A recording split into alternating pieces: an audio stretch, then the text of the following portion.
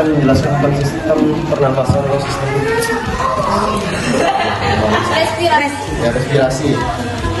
Dan kita dari kelompok 3 ya belum menjelaskan respirasi.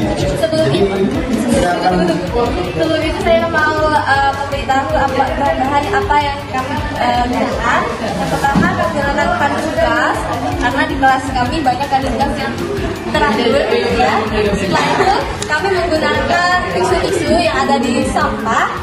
Kemudian di dalam paru-paru ini kami menggunakan galon dan kapas.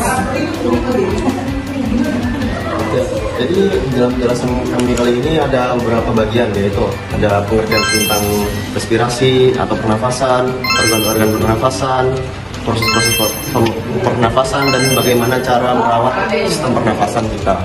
Oke, dimulai dari pengertian. Jadi di sini sistem pernafasan itu diguna untuk bernafas misalnya. Ya kalau kan kalau tidak bisa bernafas kan kita bisa mati ya. Jadi kita semua membutuhkan nafas, apalagi manusia.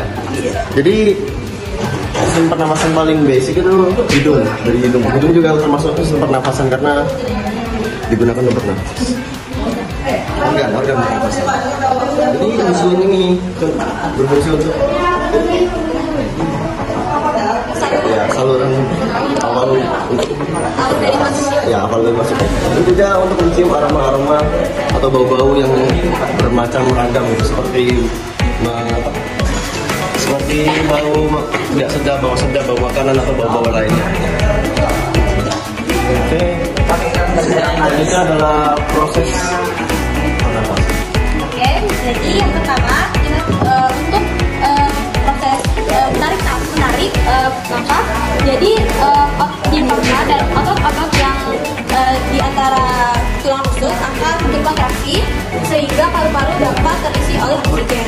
Oksigen memasuki hidung dan akan tersaring oleh rambut-rambut yang ada di hidung. Kemudian akan melewati epifis dan trakea atau batang tenggorokan. Ketika akan melewati batang tenggorokan, oksigen akan memasuki bronkus dan bronkiolus yang akan bertemu pada alveolus. Pada alveolus, oksigen akan bertukar menjadi karbon dioksida yang akan memasuki pembuluh darah kecil di kapiler. Nah, kapiler akan menuju kepada jantung yang akan memompa darah. Dan ini caranya, tapi kita menggunakan samping kanan sebab ini tidak cukup.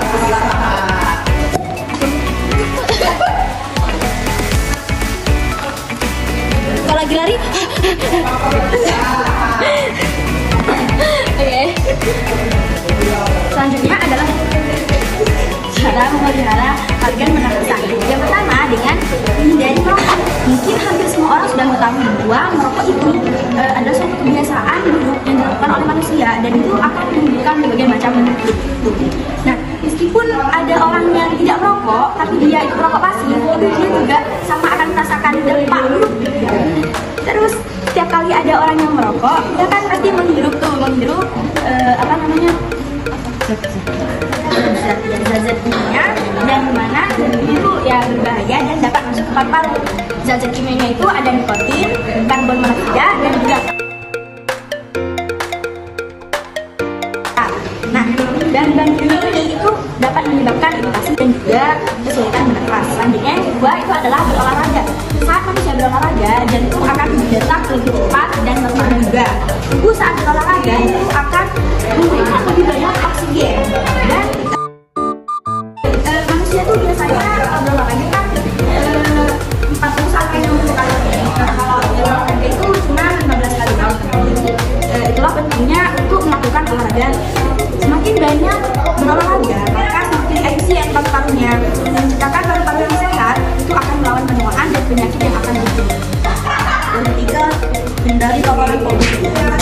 Mungkin hal ini cukup sulit untuk yang tinggal di perkotaan. Polusi ada di mana?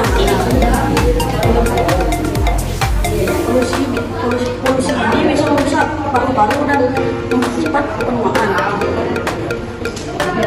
Namun bisa dihindari dengan cara kita keluar rumah menggunakan masker dan tidak menjadi provokasi.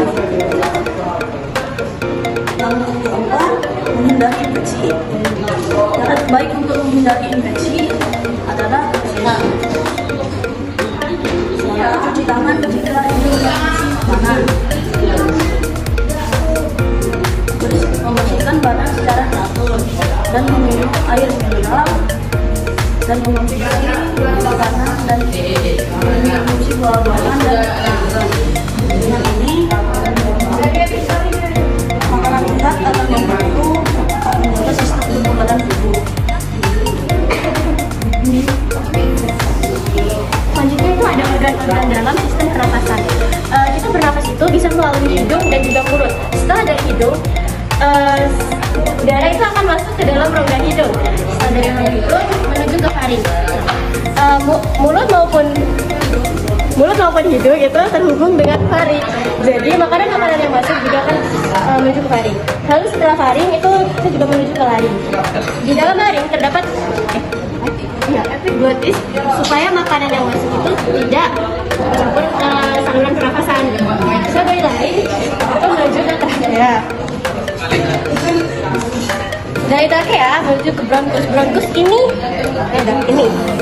di dalam bronkus terdapat cabang-cabang itu cabang-cabang yang disebut bronchiolus.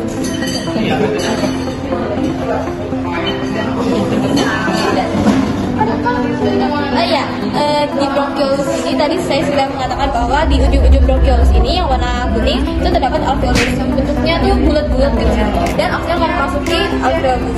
Alveolus akan bertukar, oksigen akan bertukar ke kardiosphere dan akan melewati arteri yang akan menuju ke jantung dan akan mengumpul. Dikeluarkan lagi. Dikeluarkan lagi.